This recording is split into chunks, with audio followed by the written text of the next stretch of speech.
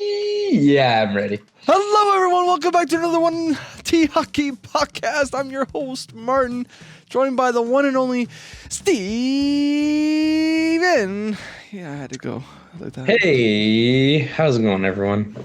Yes. How are you doing? I'm going well. I'm good. I'm good. Hopefully, there's not another power outage and we're out of power for a week or something. Wait, when did you have a power outage? Remember the big storm that happened not too long ago? Yeah? Yeah, there was in Ottawa. I live in the suburbs of Ottawa, but they didn't have power for a week. Oh, wow. In Ajax, they didn't have power for a week. I know there's even parts here where I live that didn't have power either, but yeah, it's crazy. I didn't realize it was for a week. It's because the Italians they made the electric poles with baguettes. Baguettes, and they filled it in with pasta to hold it together. Oh, yeah. Anyways, guys, we have a big show for you today. It's hockey related. We promise you. We really, really do. Lots of playoff stuff that we got to cover from last week. And then we're going to dive into some things that we missed from before, like some obvious, the draft lottery, the coaches that are gone and signed, and, upgrades, and a few signings and retirements. Yeah, it's a lot of things. That's right. There you go. Steven can count. Yeah, I can count, guys. All right. We're going to start with the second round because that's where we were last time. Were you surprised when Tampa Bay swept the Panthers, Steven?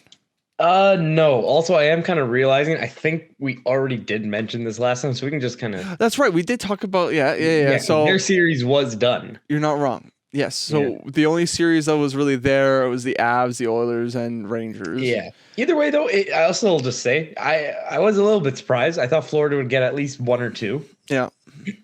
But yeah, to get swept like that, kind of pathetic. You know?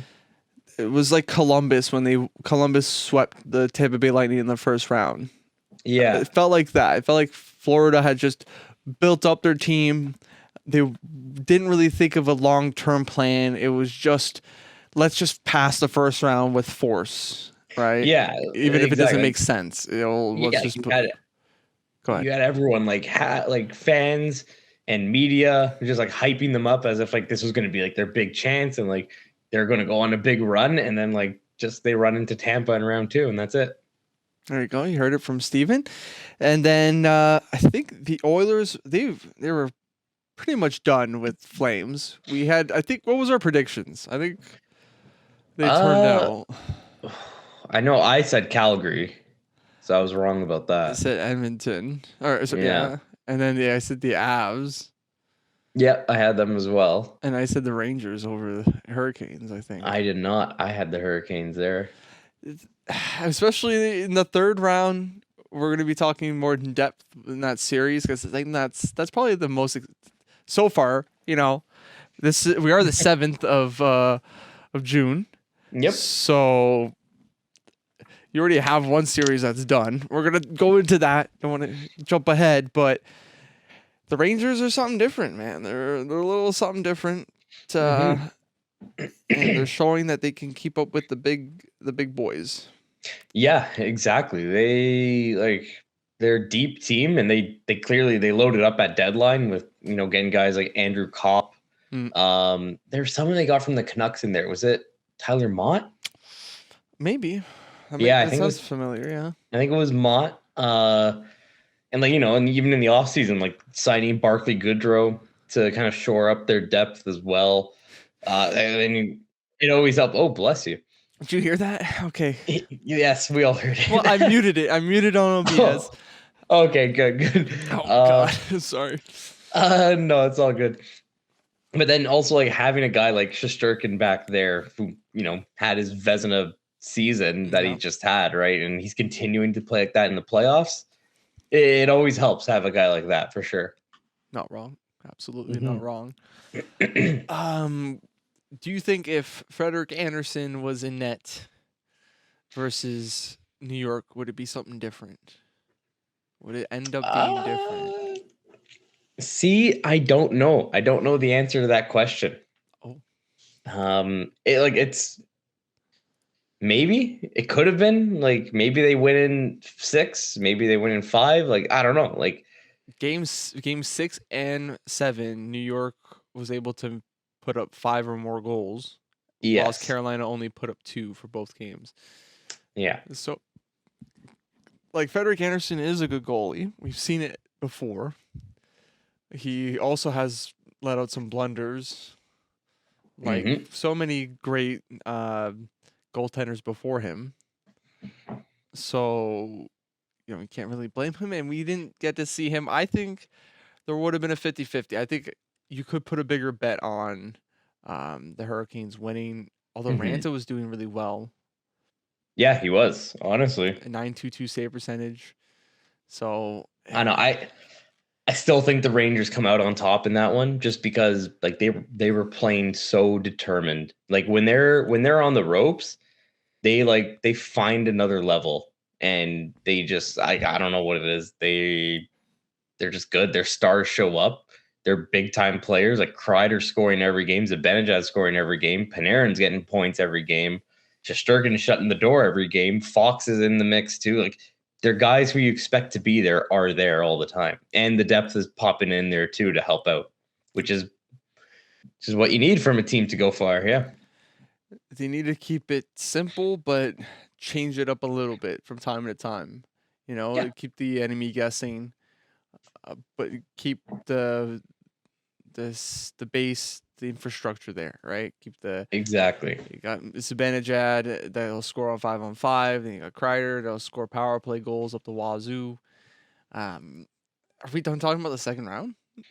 Are you? We didn't really talk about like I mean the Oilers series like that one like Flames won game 1 and then it was just all Oilers from that point. Like the Flames couldn't buy a goal or I don't know, they couldn't generate anything. Mhm. And then the Avs and the Blues, that was actually probably like I didn't see much of the Rangers Hurricane series. So that could have probably been a really good one, especially since it went 7. Yeah. But Avs and Blues, I paid a lot of attention to that one just because the two teams and how well they match up against each other.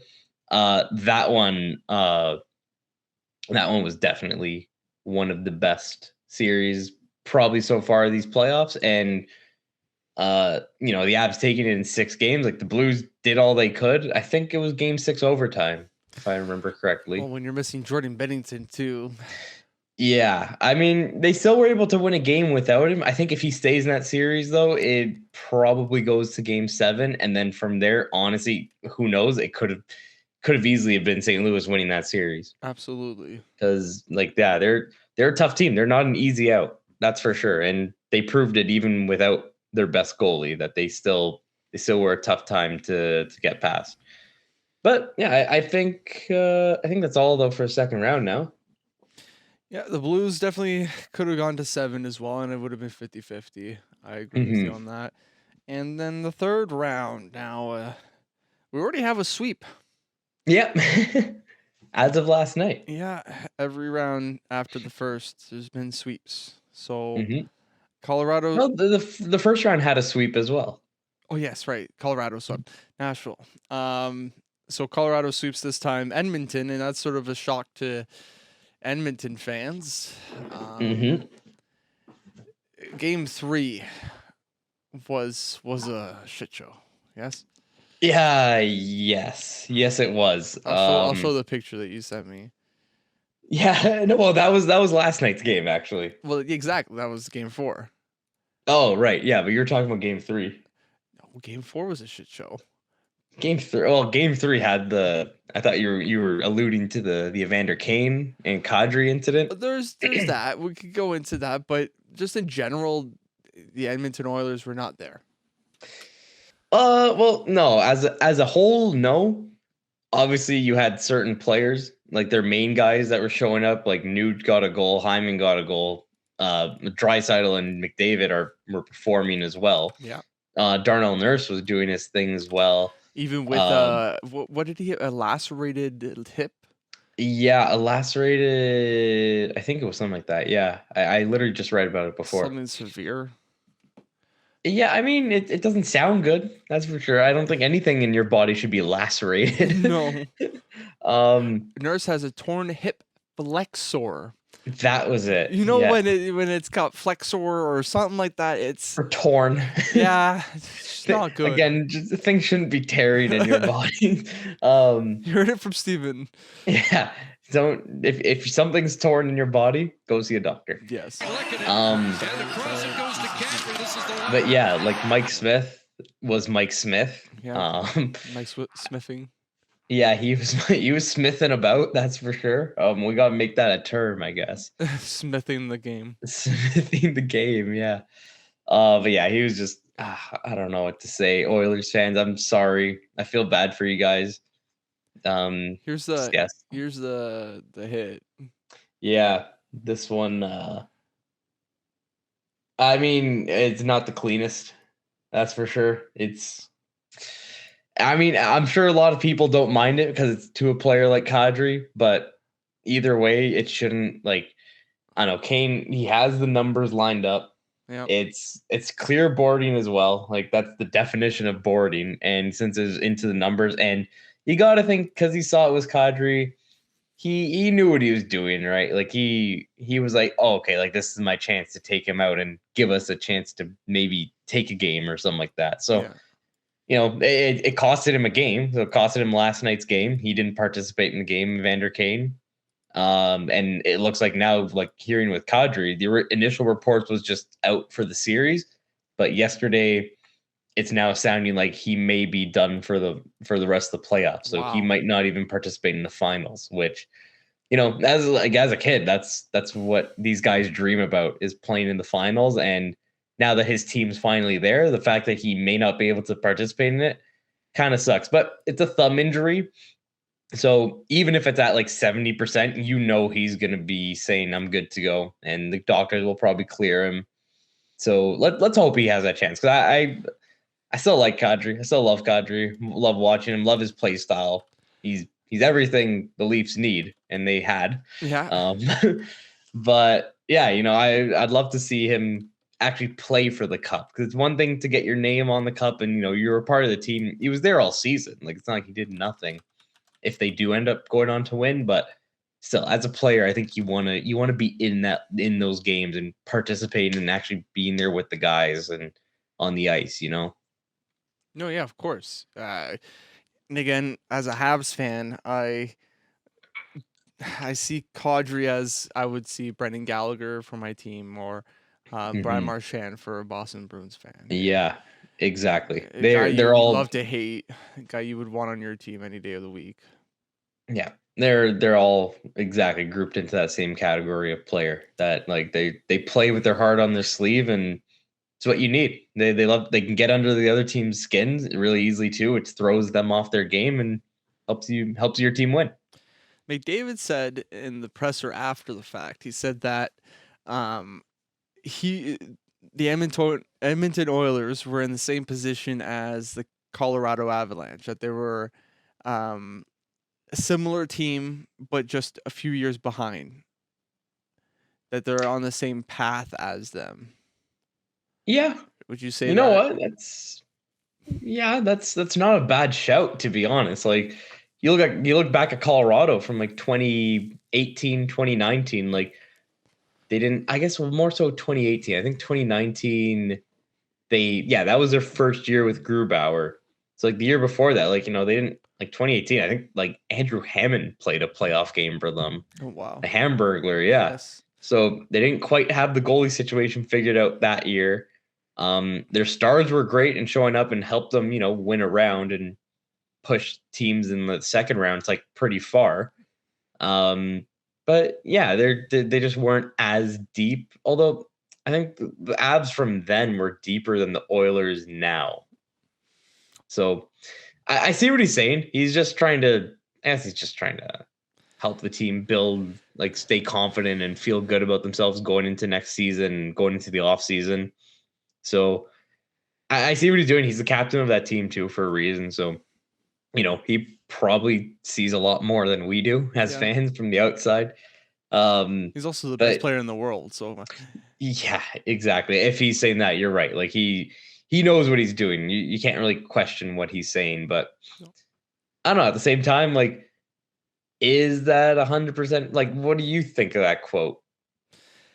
Uh, he's not wrong, but he didn't say a timeline. He said that they're similar to Colorado and not the team, but how their success has been in the playoffs or in the postseason so Yeah. far. Hmm.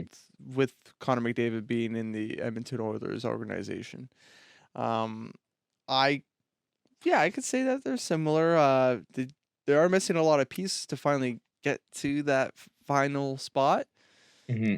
but that's just one or two pieces that they're missing. And Yeah, like a goalie. is it Ken Holland?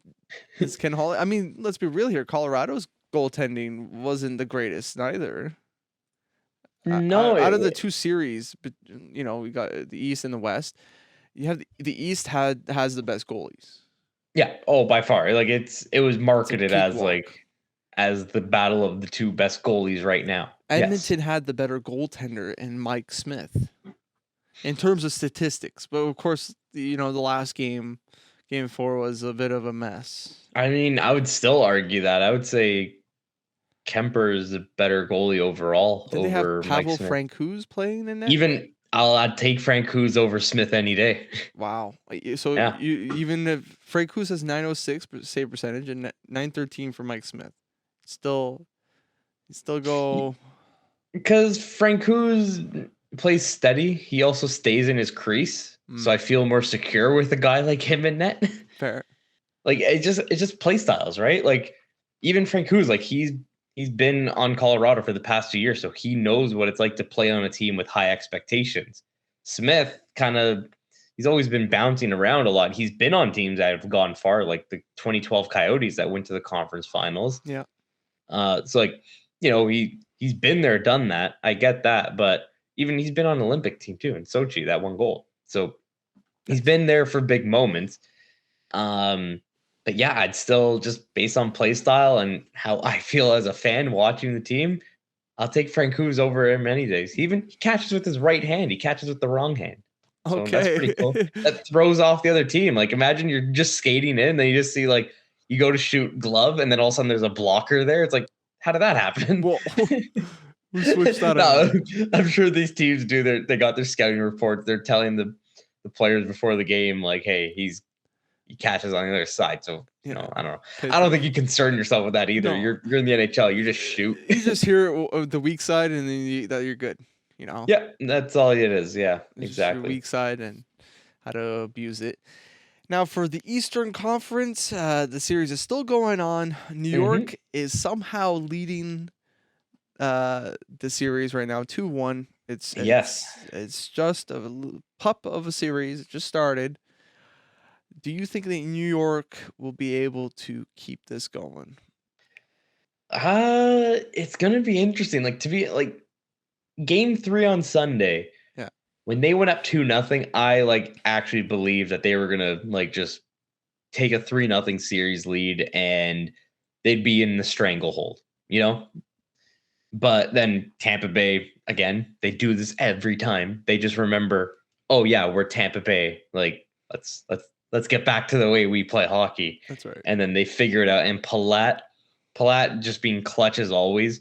I saw a stat yesterday that amongst active NHL players, I think he's second or third or tied for second in most game-winning goals in the playoffs. Like he has 10 game-winning goals in the playoffs. Yeah, so that's dating back all the way, I guess, to 2014 or 2015, whenever they started making the playoffs with this core, which is just incredible. Yeah, the fact that just it's 46, just 46 seconds left to the game, or not even that, 42 seconds left to the game. Yeah. And he gets him the lead.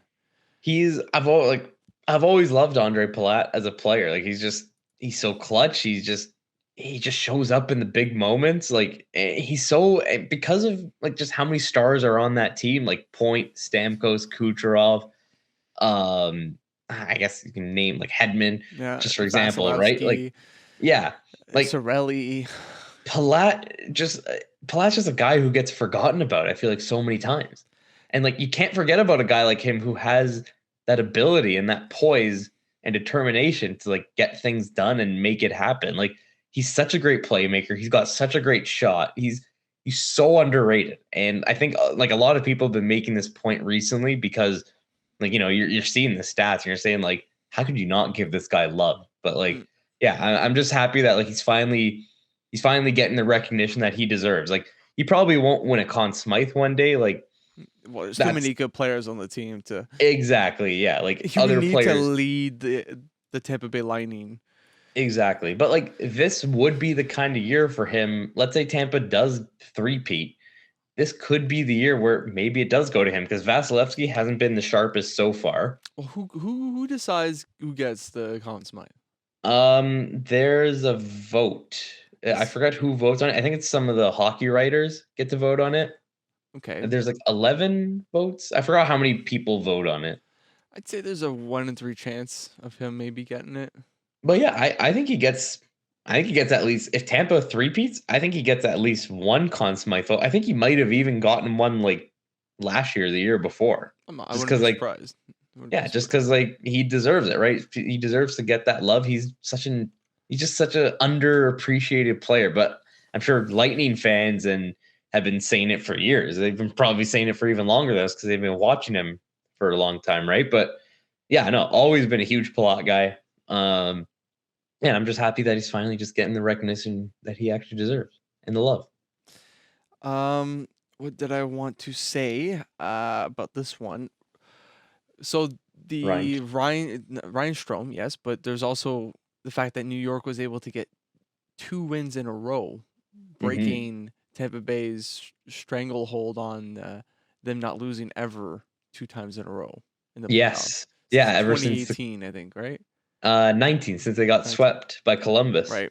Okay. Yeah, they hadn't suffered back-to-back loss, which that like someone had to end it. Like the Leafs didn't end it. Florida didn't end it. So yeah, good for the Rangers to end it. That's a big feat in itself. That is Just that gotta is that's huge, man.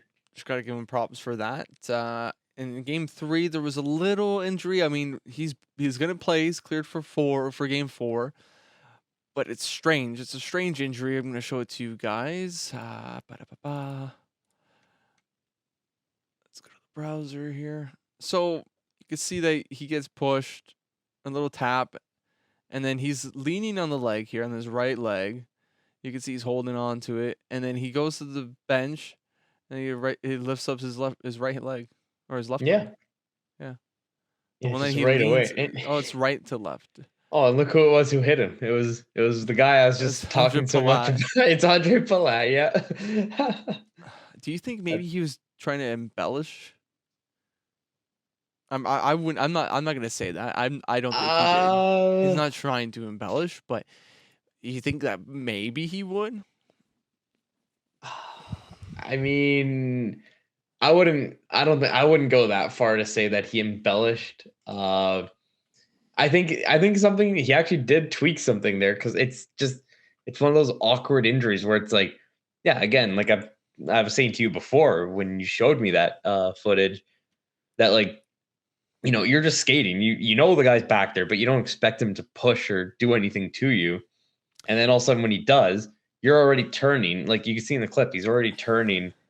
And I guess just like that kind of threw off his balance a bit. So he had to adjust because of that. And then by doing that, just something kind of tweaked in his leg. But yeah, luckily he's good to go because reading some of the comments, people were saying like if that's ACL or if that's like a patella injury, like that could be a long injury, like talking like upwards of 4 months probably just to recover. And from something so small like that, Yeah. it would hate to see it, really. Goes from upper body then to lower body injury. It's crazy how that goes down like that. Yeah. Yeah, truly is crazy. But Very strange. But yeah, yeah. that's about it for that series. It's an entertaining one, and I'm definitely gonna watch 1 or 2 games because Yes, they're at sir. reasonable times. I don't know Yeah, how. game 4 tonight. There we So go. we got that to look forward to, 8 o'clock Eastern, I'm watching that tonight. 5 Pacific. There you go. I believe it's on Sportsnet here in Canada, and Yeah. I believe ESPN has the series in the States. Yes, they do, because Okay. TNT had the West final. I just wanted to bring back to the Colorado Avalanche just to talk Hmm. about the game-winning goal. Yes, yes. From Arturi Lehkonen, who does it again in overtime. 2 years in a row. 2 years in a row. Could you imagine that? There's He actually. Sorry, go ahead. I was gonna say, actually, I saw he joined another like exclusive list. I think he became like the third player in history to do that, like to send a team to the finals in like multiple occasions in overtime. Right. So it's a cool feat to be a part of. Like, not many players can say that. Not many players can even be in that opportunity. No. And then you have a guy like him who just ends up clutch both times. But sorry, you were gonna mention? I forgot what I was gonna say. Oh, I'm sorry. It's okay. I messed it up. I messed up everything. It's fine. It's fine. It was a good goal. Did you see what McKinnon had to say about it? No. He was kind of joking around. Like, he was asked like by a reporter, like, "Oh, where were you? What did you think? Like, what did you see on that play and whatnot?" And he said, like, "Yeah, I kind of got nervous at first because like he had an entire open net and he hit the post and went in." So he was saying like, "Yeah, I got a little nervous when that happened, but in the end, ultimately happy and whatnot." But yeah, I just thought that was pretty funny how it went off the post and in on an open net. But I guess, yeah, it's just one of those moments, right? Like, you see an opportunity like that, you do get nervous as a player because that doesn't come around all the time. No, that opportunity. It's just one goal that you need to push yourself to the next round.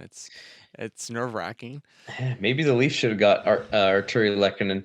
They could have ended it in Game 6. Yeah. Overtime. But maybe, like, you could have traded Arturi Lehkonen for Matthews, and that's a fair deal. Because at least sorry, my PTSD just set in there. My bad. I'm back. At least someone could get it done, right? Yeah, someone could. Someone can get it done.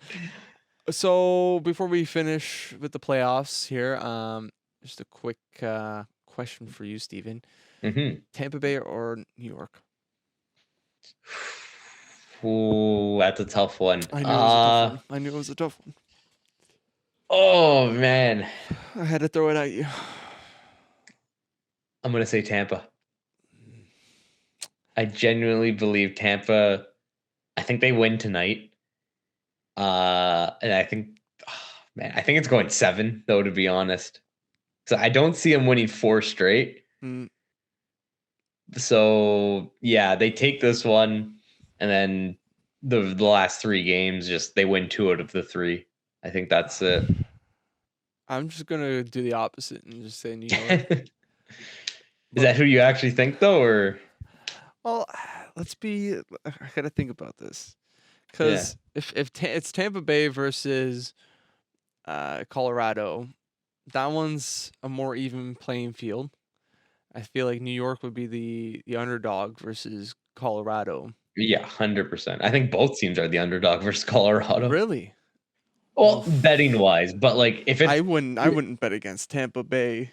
Exactly, right? Like, how could you? They're back-to-back champs for a reason. It's hard to say. Because at the same time, New York is just that sneaky depth that they stole some from Tampa Bay as well, right? Who they have? They don't have Blake Coleman, but they have Barclay Goodrow. That's right. Yeah, Barclay Goodrow. So he knows how it's done, and he knows how to play against his former team. I'm just gonna say New York. I'm doing it. Just say New York, and then Colorado wins the cup. Yeah, I mean, I could see either team coming out of the Eastern Conference, but in the end, I think this is Colorado's cup to lose. But if Tampa Bay wins, it wins against New York, I'm gonna guarantee that Tampa Bay wins the cup. Really? Yeah, that's what I'm saying. I'm confident. I'm confident in that. I don't think New York could win it against Colorado, and if they do, then Lundqvist is going to be crying. He's going to be very mad as well. Extremely pissed off. I don't blame him, not for a second. He'll be happy. He's a class act for a 1-day PTO just to play in the playoffs. Just Hank is a class act. He'll be happy regardless. They should have hired him to be a coach or something. So at least just so he can get his name on there. Yes. Yeah. But honestly though, like, what was I about to say? It had to do with my the statement? potential. Oh, it's about Colorado. How like they're going into this finals having only played 2 games over the minimum amount of games you could play at Wow. this point. They've only they're 12-2. Yeah. They swept, lost 2 games to St. Louis, swept. Like, Let's be real here, though. They haven't really oh, faced a Edmonton. Yes, they're a good team, but they're not. They're I mean not St. gonna. Louis. St. Louis was their Yes. hardest opponent, and like St. Louis is a tough out.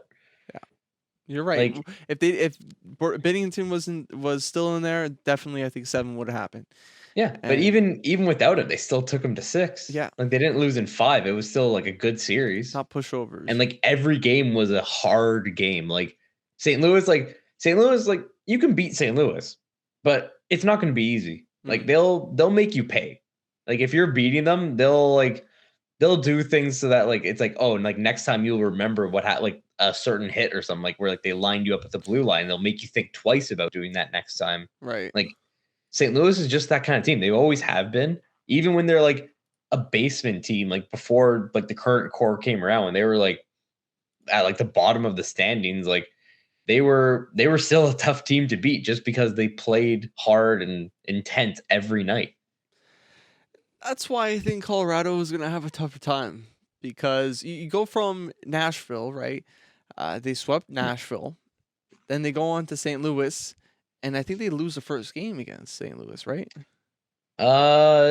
No, they lost game 2, I believe. They won game 1, I think.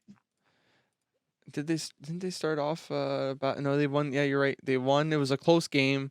Yeah. Overtime they go to, and then St. Louis wins convincingly game 2, and game 3 and 4 Colorado takes it. St. Louis wins in game 5, and then game 6 Colorado wins it to send them to the semifinal, Western Conference final.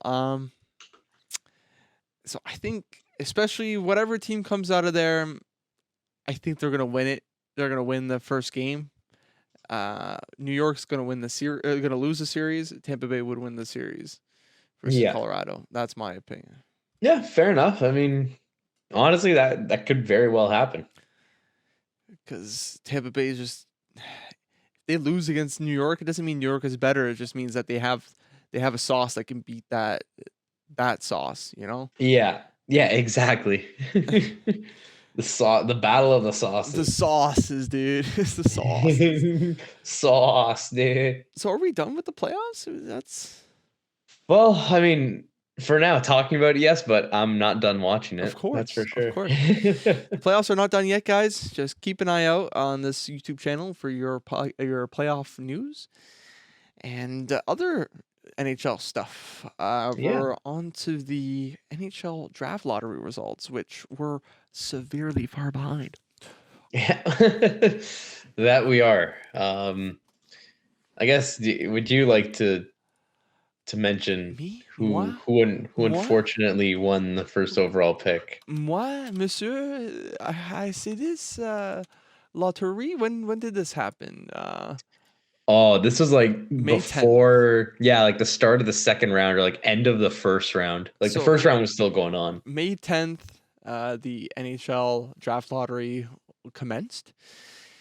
And first overall pick goes to the Toronto Maple Leafs. Oh, 2016? Surprise. No. It goes to the Montreal Canadiens. No. The better team. Then Devils get number 2, and then Coyotes get the 3rd overall pick. Overall, people were surprised. Even Bettman was surprised. I love that clip. For anyone who hasn't seen that clip, yeah. For anyone who hasn't seen that clip, just try and find just like it's like in the NHL's like official video where like you see like the actual like the numbers being drawn and all that stuff. Like they're picked each team one by one basically to determine. So yeah, basically, you can explain if you want. Well, I have the video right here. NHL. Okay, yeah. The Montreal. This is so funny though. How Bettman like his reaction to. Is there sound though? 3, 5, 10, and 14.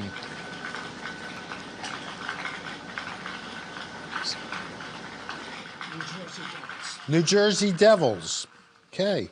The New Jersey Devils will have the second selection in the 2022 NHL Draft.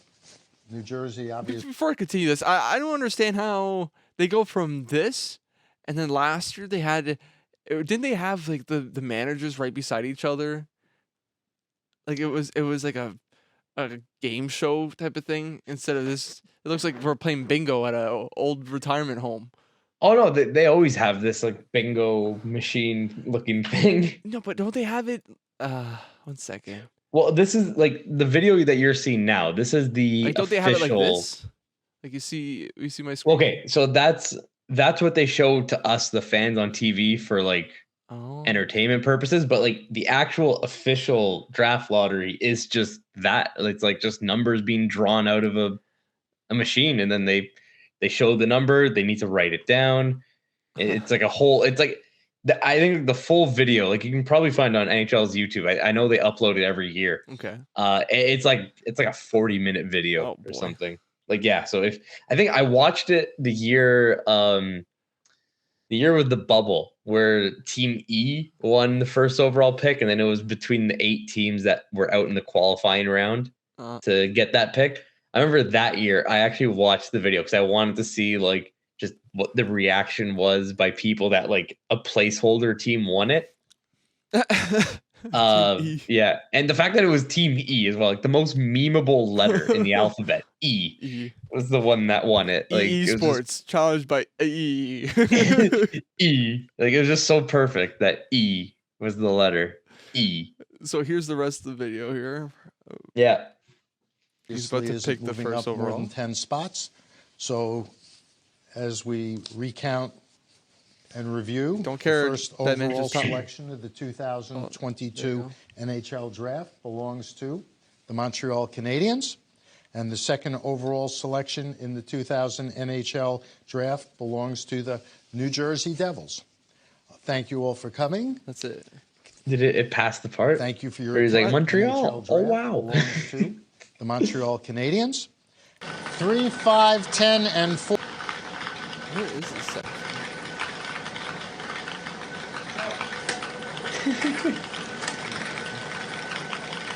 14. 3, 5, 10, and 14.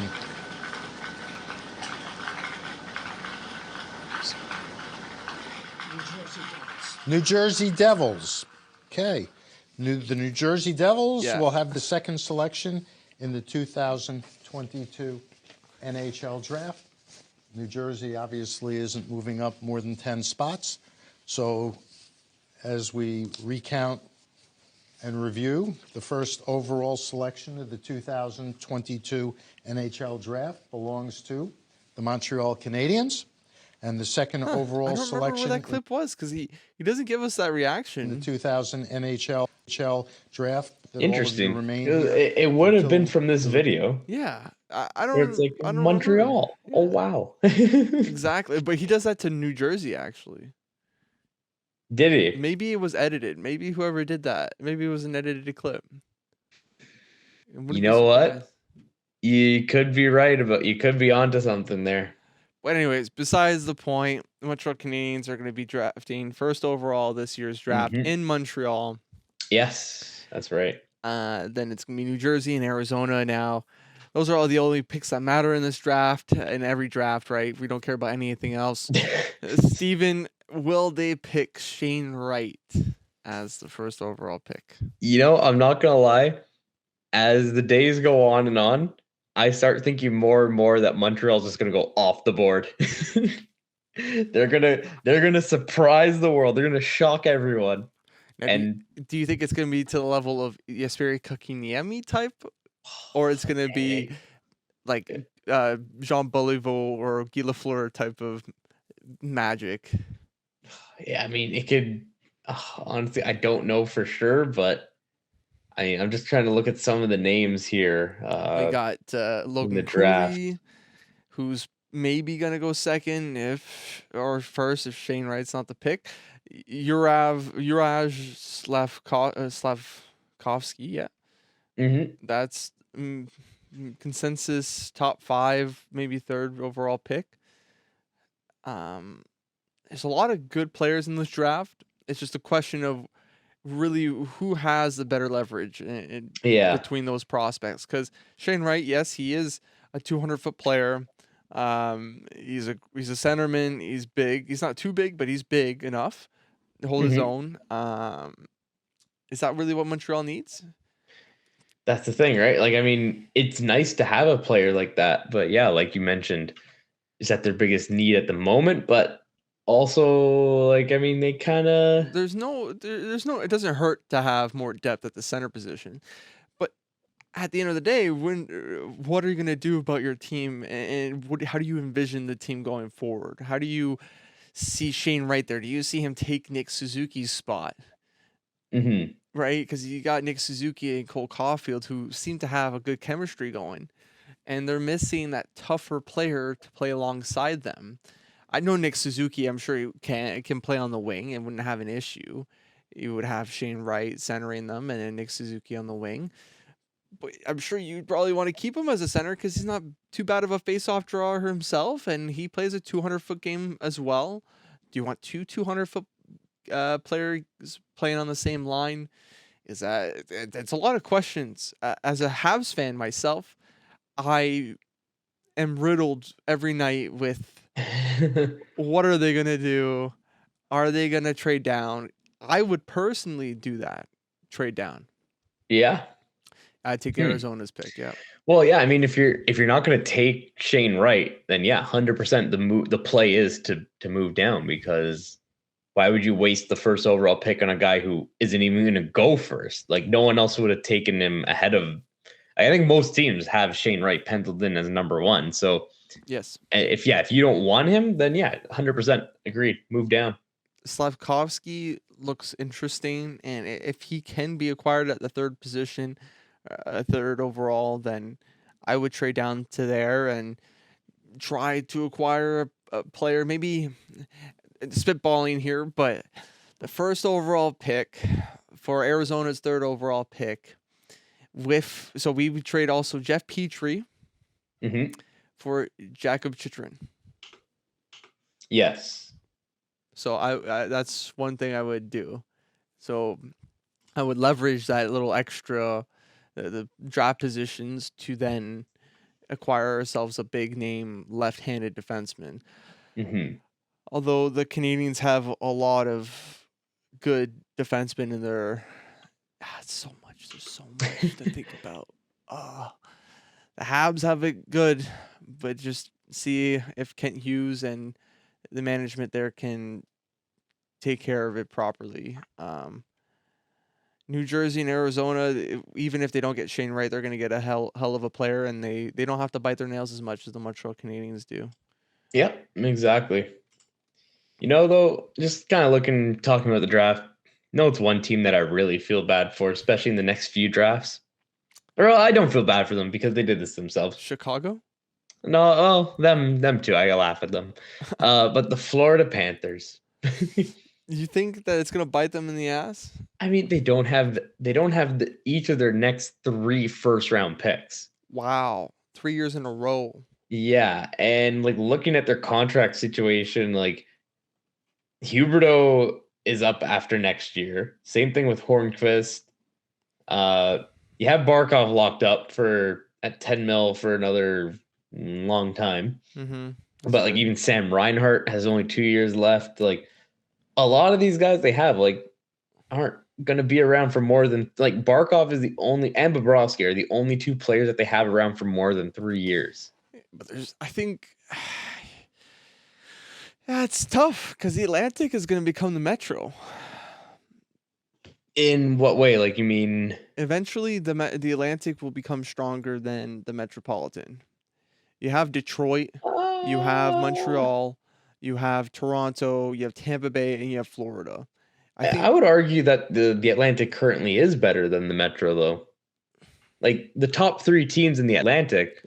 Well, if you look at how the playoffs, right, and who made it here, you got the Capitals, Carolina, Rangers, and Pittsburgh. There was 5 teams from the Metropolitan. That's why I'm saying that I think that it's going to shift. It's going to be 5 teams from the Atlantic. No, there was 4 teams. Capitals, Carolina, Yeah. New York. Yeah, you're right. There's 4 teams. My bad. Yeah, because Boston was the other wild card. But my argument is that like the top 3 teams, like if you were to look at the divisional spots, like Florida, Toronto, Tampa, Yes, are all like maybe Carolina you can mix in with them, but like, and I guess the Rangers are proving that now too. But it's a stronger top 3 on paper than the Metro's top 3 of Carolina, New York, Pittsburgh. They're both very good top 3s. Like let's not kid ourselves here, and let's not like, you know, argue over like little things like this. But no. yeah, I don't know. So yeah, that's it for the NHL draft results. Mm-hmm. Yeah. Lottery results. Now for some quick fire coaching news. Yes, sir. Steven, hit us up with the coaching news. Yeah, so on Long Island, Barry Trotz, this is the big one that kind of set off, I feel like, a lot of these moves that are coming next, gets fired and is replaced by Lane Lambert, who I believe might have been just an assistant or something like that.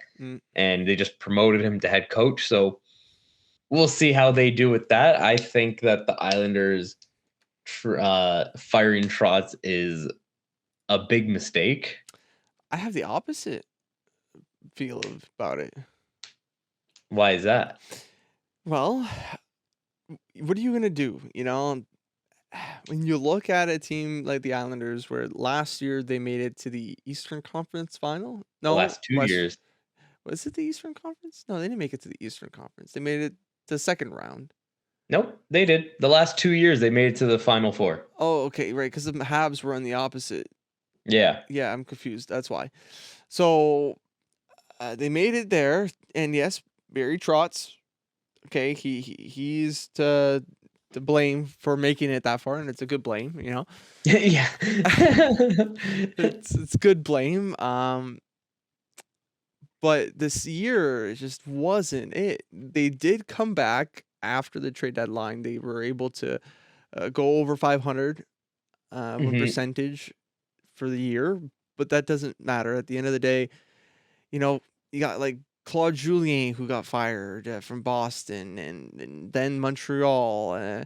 Dominic Ducharme who went to the finals and he got kicked out. Right? They got to look at it in that way and say we have to change something, and if it's not from the higher brass or from the players in the team, it's going to be the coach, and that's the easiest change to do. So I'm just saying though, I think he's probably like one of, if not the best coaches in the league. Available. Yeah.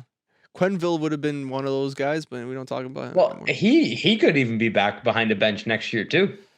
Even after his controversies. Yeah, like he served his year. He did his time, and now I'm hearing that teams could be interested in him again. Well, I'm directly hearing this, but I've heard through other hockey insiders and like stuff that there's a good chance that teams are gonna at least like have a look and talk to him. Like, not gonna rule out Coach Q. But you know, I don't know the experience in Chicago. What happened there was just not a good. I mean, yeah, there's that, but I mean, you still got other guys that were involved in that are still around, like Kevin Cheveldayoff. He kept his job with the Winnipeg Jets. Bergevin, he wasn't fired from the Habs for that, but you know, he still had a job with them. Yeah, but that was different circumstances. It's still though. At the end of the day, Bettman, there was, you know, what was his name from Chicago that got fired, or he resigned himself. What was his name again? I don't know why I'm blanking on the general manager of the Chicago Blackhawks. My God. Oh my God. Stan Bowman. Thank you, Steven. Yeah. Whew. We're back. He resigned, although he would have been probably canned by the organization. Oh yeah, 100%. He saw the writing on the wall. And then Quenneville, was he the assistant general manager at the time? No, he was head coach. No, sorry, not Quenneville. Bergevin? Bergevin wasn't. Cheveldayoff and Bergevin, they were both assistants. Yes. Yeah. So I think the GM at the time was Kevin Dineen. Okay. Yeah. So you can't really put the blame on those guys. on Marc Bergevin. They can say maybe something, but would anything have changed?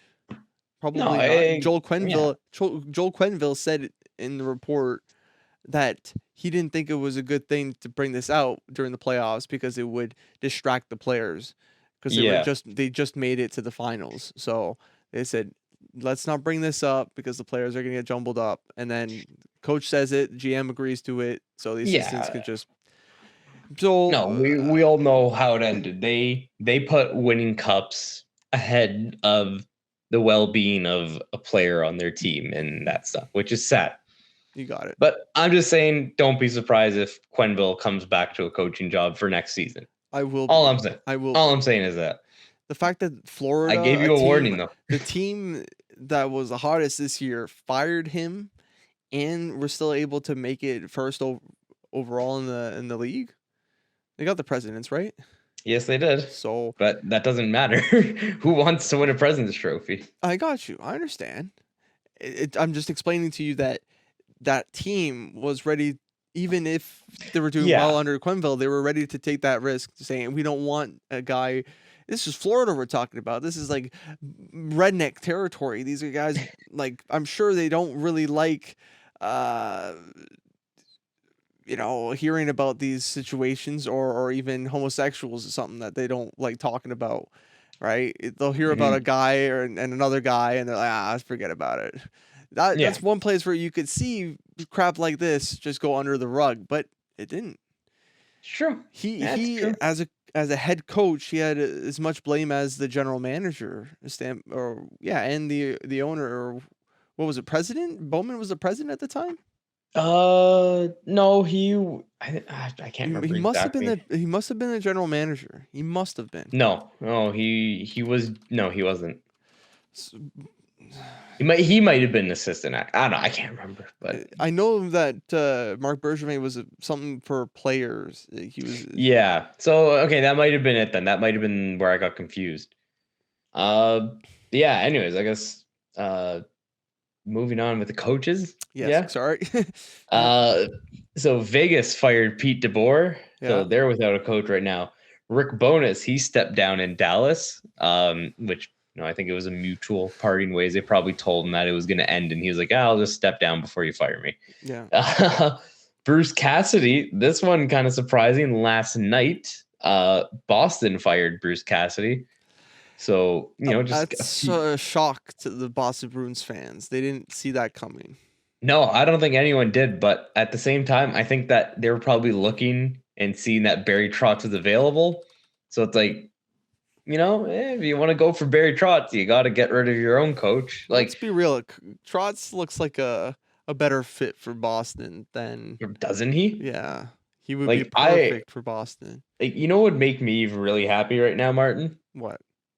If I just look at my phone and I see the Leafs fire Sheldon Keefe. Because then I would know... Because I would then know that they're making a strong push for Barry Trotz. No. Yes.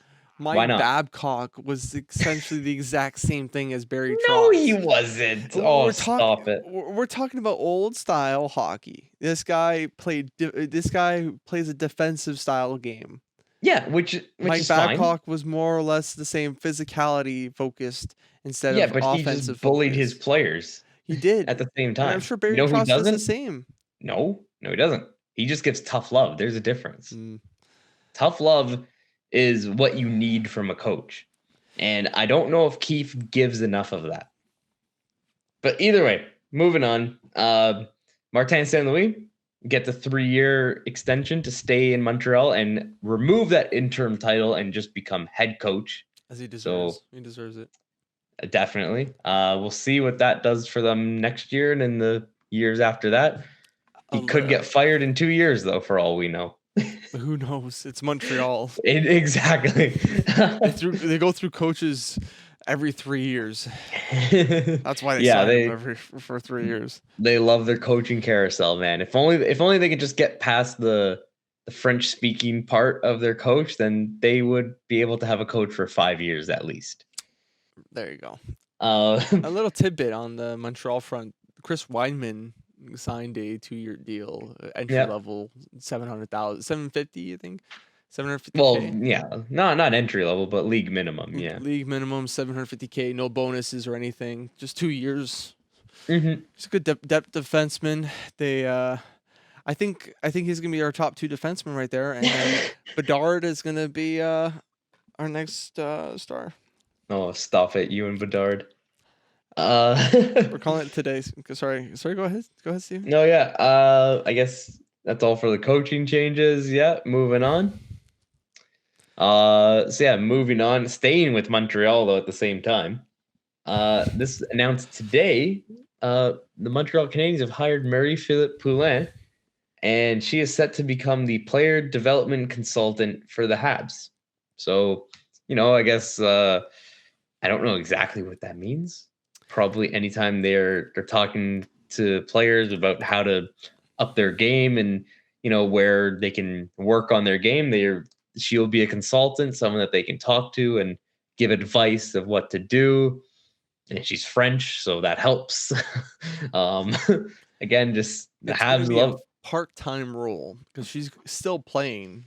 Yeah, she is still playing, exactly. It's just crazy. She's won 50 medals for Canada across international competitions, including 4 at the Olympics. 3 of them gold. She's the only player of either gender to score a goal in 4 consecutive Olympic hockey finals. She's definitely a hockey icon, especially in the female world. I think that there was rumors before. I don't know if it's her or another French-speaking female hockey player that was in talks of maybe even being a coach or the assistant general manager or general manager. Do you recall something like that? I do remember hearing something like that. Yeah, around the time like after Bergevin got fired, wasn't it? Yeah, when Kent Hughes got brought in as a president or the. It might have been her name then. Maybe. Or I'm trying to think. I can't remember who. Yeah. Yeah. That would have been huge headline, especially for a team like the Habs. No, it was her. I think they were talking about her maybe having a position somewhere. Somehow. Yeah, that makes sense. So obviously they were always considering her to bring her on somehow, and now this is how they're doing it. They're bringing her on as a player development consultant. So, congrats to her. And like you said, she's still playing as well, which is awesome that she's going to be doing both these things at the same time. And she's probably still going to dominate the women's game and just be herself, scoring clutch goals and just, being Phillipe Poulin on and off the ice, pretty much. Just a legend. It's good we're getting more French-speaking Canadians to come in as well to I don't know, the development for those young French speakers can hopefully get better. I don't know. You think she's also going to be like a French teacher for like the non-French speaking players to like learn interviews? I'm sure she can give some lessons. Maybe not the full-time person. Probably for an extra pay though. Yeah. Like she takes like 5,000 per lesson because she knows how much these guys are getting paid. We all do. It's public knowledge. Yes, it is. I wonder how effective a position like this will be. Like, I wonder, the Montreal Canadiens haven't had this much depth in organization-wise. They haven't focused on development, and I think Phillipe Poulin is a step that they're not sure whether or not it will succeed, but they're going to take it just to try it out, just to see if there's any changes or whatnot. Right. Well, I know, what's her name? Haley Wickenheiser. I think she has. That was the person. Yes, that's who I was talking about. I thought she has a very similar role with the Leafs to what Poulin has with the Habs. Okay. So I think hers it's something to do with player development as well, or player personnel. So I think she's like director of player development. So in this case, Poulin is just kind of like, there for like advice or stuff. I think,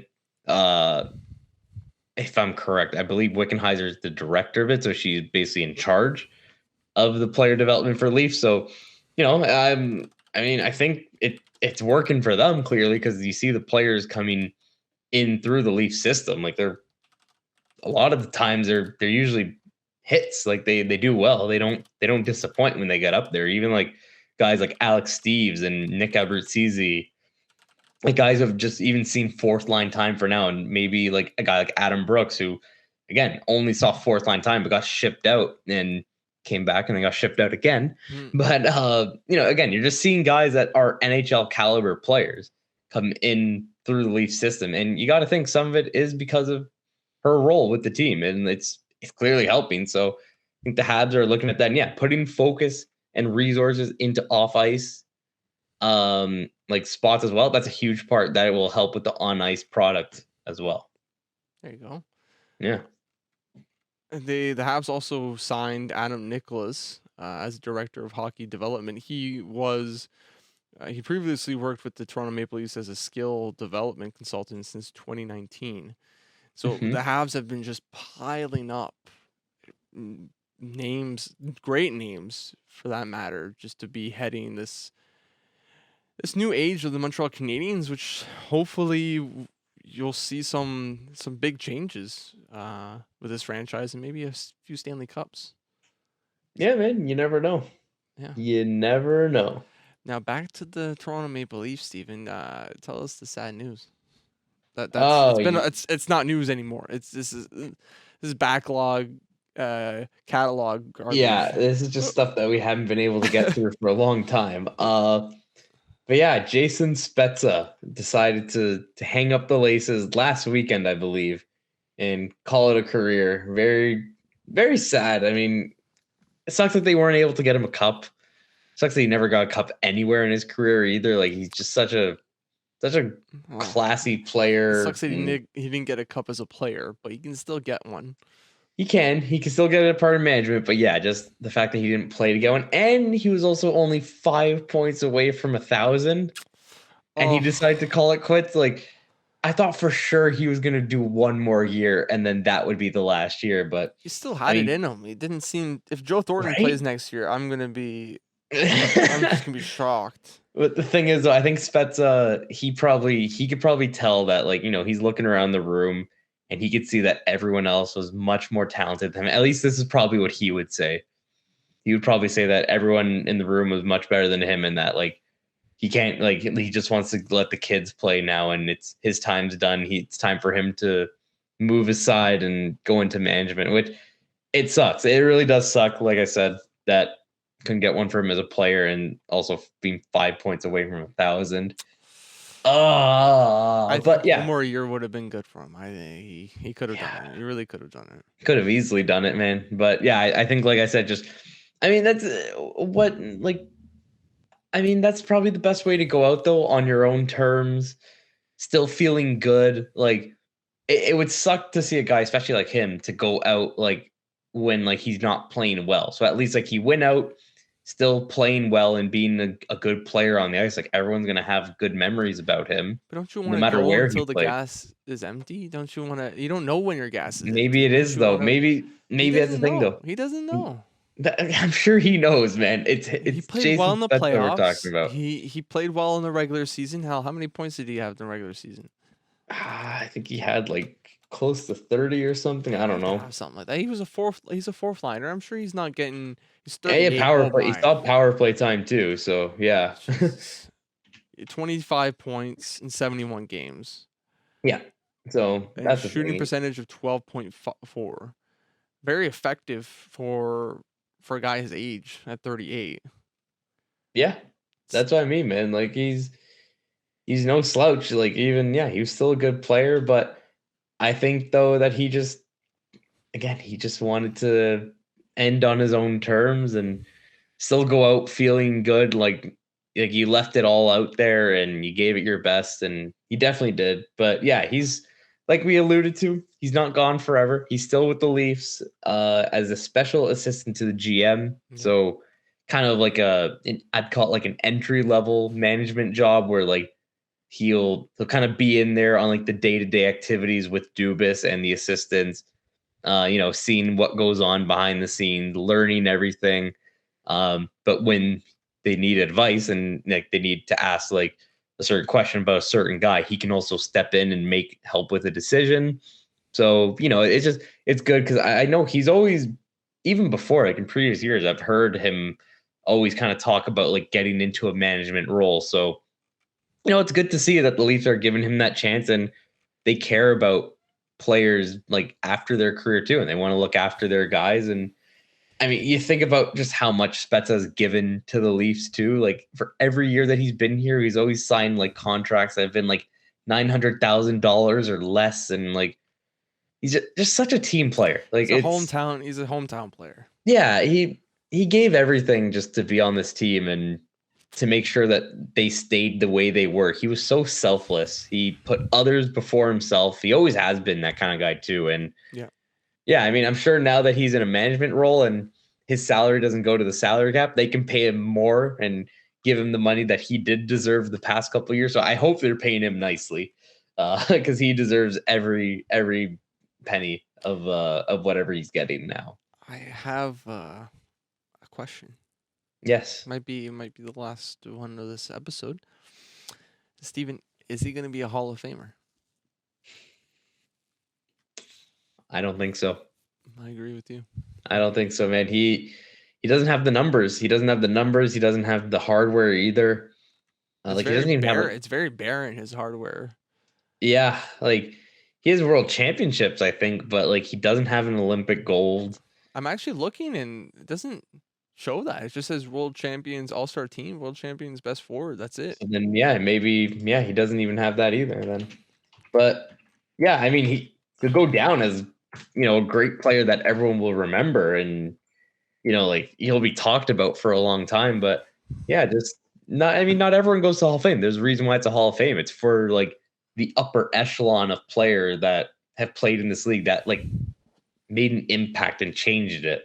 He was just a guy who was really good and he got recognized for it. Everyone loved him, and yeah, unfortunately he had his chances. He had his opportunities in Ottawa to maybe win a cup there, but it didn't happen. Oh no, yeah, he does. 2015 world champion gold, and he has a Spangler Cup in 2012. So why do I not see this stupid Wikipedia? Are you on Wikipedia too? Yeah, I am. You just gotta scroll down to the international play section. I'm at awards and honors. Yeah, go up. Go up, my guy. Where up? Endorsements? No, international play. Yes. And there it is off to the side, yeah. Spangler Cup gold.